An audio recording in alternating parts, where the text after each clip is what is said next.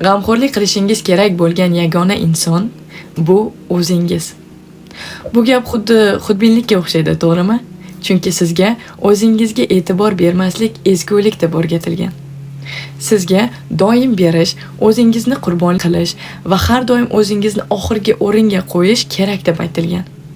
Siz ham xuddi shu narsani qilgansiz, toki berish sizni holdan toydirmaguncha, qurbonlik qilish esa o'z-o'zingizni yemirishga aylanmaguncha.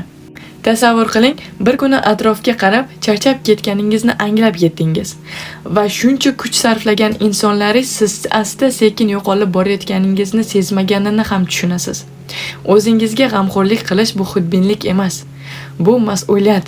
Bu o'zingizga chegaralar qo'yish. Bu men qila olmayman deyish, agar davom ettirish sizga zarar keltirsa. Agar odamlar bu narsani xudbinlik deysa, o'zingizdan so'rang.